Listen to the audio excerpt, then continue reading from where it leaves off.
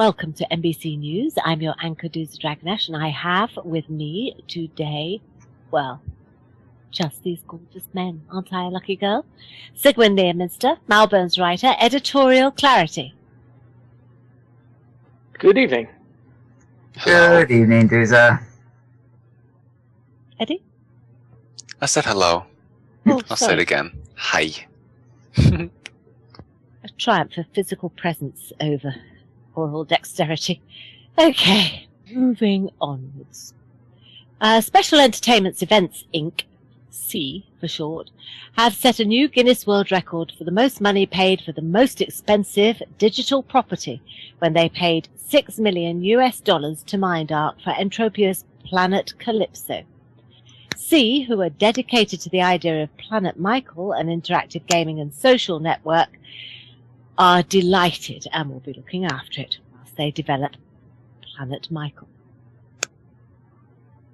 And Avatar Reality, creators of Blue Mars, who recently launched their Blue Mars app, have now raised a further $4.2 million in venture capital.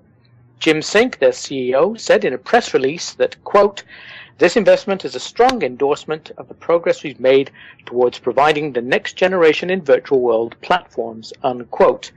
He then went on to say that Trent Hughes has been appointed as the new VP of Design. I'm assuming that's not why they had to raise the 4.2 million.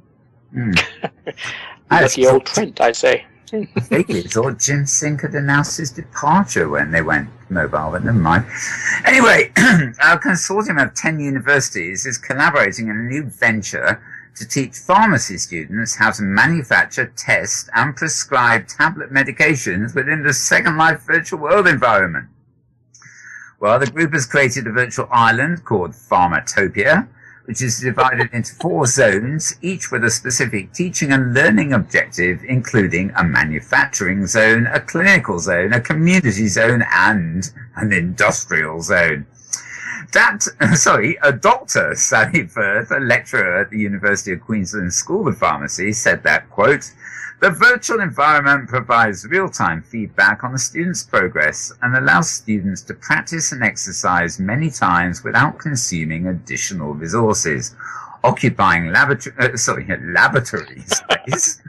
You'll find it's laboratory. Needing the user, unquote. The island is privately owned, so Second Life residents will not be able to buy virtual drugs there.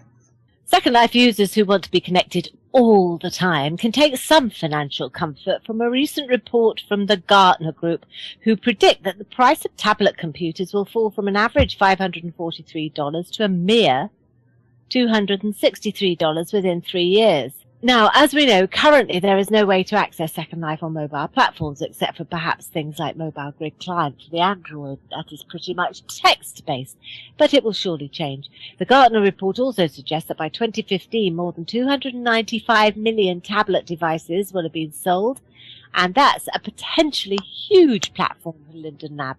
We do know that the lab is working on web browser access, so the Second Life experience on a tablet may be closer than you think. I mean, actually bringing you in there, Mal, have you heard anything more on that? Not specifically, I mean, but the sales of tablet-based devices, be it the iPad or Android pads, is really phenomenal. And, you know, they really have a big enough screen to operate something like Second Life. It's really down to bandwidth and processors. So, yeah, I think we'll be entering our virtual worlds on a tablet fairly soon. And Larry Klayman, an American activist, has sued Facebook and its founder Mark Zuckerberg for over $1 billion after the social network failed to remove a page calling for violence against Jews in Israel. The offending page, called the Third Intifada page, had almost 500,000 fans by the time it was shut down. Now, the lawsuit claims that the Facebook showed negligence by not responding quickly enough. Facebook said that the page was initially tolerated because it, quote, "began as a call for peaceful protest," unquote, but direct calls for violence began appearing and the page was removed for violating Facebook's policies. So no tech spot this week, Mal? Sadly not. It's been a rather vacant week, I suppose, from a technology point of view. Which just goes to show that the accelerating rate of technology does have a week off now and again. Anyhow, a Spanish prisoner, 57-year-old Jose Carlos Serna, escaped from prison by getting his wife to send release papers by fax to the jail. The fact that this worked is amazing enough, but more amazing is that he pulled exactly the same trick only 3 months earlier. Serna was apprehended at his home this week after being on the run since December. Meanwhile, in Recife, yes, I pronounced that right, a prison in Brazil, 19-year-old Rebecca Giderson has become Miss Jail 2011. She's currently serving a life sentence for murder, so her newfound status as a beauty queen is unlikely to get her a new boyfriend. Oh, dear me. Vendetta Online is an RPG. It's an MMORG, basically aimed at PC users, but now you can download the app and play the game on your Android-enabled tablet. Reviews are looking good for the sci-fi based. And there is an invitation to explore the galaxy, and screenshots look exciting, so we'll be sending out our mystery shopper any day now. And Viximo, a distribution platform for developers, have recently added Google's Orkut community to its partner list, bringing in more access to South American and Indian users. Viximo already has such partners as Ravenswood Fair and Backyard Monsters, and Orkut should take their reach to around 150 million users. And now over to Eddie, thank God, for public service announcements. Thank God. The friendly dragon. Alrighty. Well, got a few things this week. Over the weekend, a Project Fur event took place, courtesy of Outrageous Glamour Agency. And the idea was to have a date auction and raise as much money as possible to send to the Project Fur campaign happening here in Second Life, where 100% of proceeds go to Japan. And after a 2-hour event, the final total at the end of the evening was 267,000 linden, which I think is about $1,000 or so, just over that. So, all in all, good night.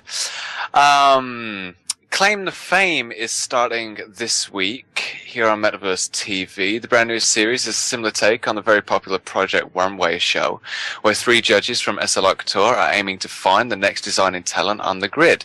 So you can tune in every Wednesday live at 3 p.m. to check that out from now.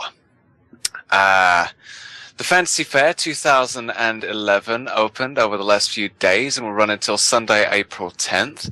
This is a place where fantasy designers here in Second Life will showcase their talent to the public, and was set up over 9 sims by the Friends Fighting Cancer group to raise funds for Relay for Life.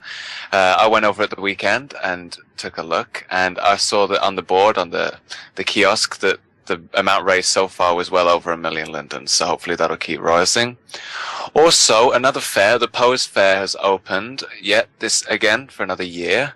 The event is showcasing the best in poses, animations, and photography until April 15th, 2011. So if you want to head on down and go and check some of that out, feel free to do so. Also, this past weekend, a new show to Metaverse TV had a very successful premiere. The Really Desperate Housewife of Beaver Ridge event took place at the Patchetibo Auditorium in front of a great crowd who tuned up to see the first episode. If you miss this, you can go onto metaversetv.com and catch the recording there. And that's all I got for you this week. So back to you, Dusa. Thank you, editorial clarity. No problem. And now we've come to the end of our show. And it just remains for us all to say goodnight, chaps. Good night, and we'll see you next week. Good morning, afternoon, evening, or tomorrow, depending on wherever and whenever you are. Good night from me as well. And it's Stay Safe from MBC News. Once upon a time, there were 4 little newsreaders. They had nowhere to live, so they decided to ask their boss if they could have a place on Metaverse Island. Their boss, Robustus the Hacksoff, thought for a moment. It was a very dark thought, and the dark clouds began to gather over the tall towers of Metaverse Island. Yes, he said, I have just the place for you. And he led them to the very highest room of the very tallest tower. By now the dark was darker than his darkest thoughts, and he laughed at the clouds above. "Make yourself comfortable," he said. "Make yourselves at home." Then he left as the lightning flashed and the lights went out.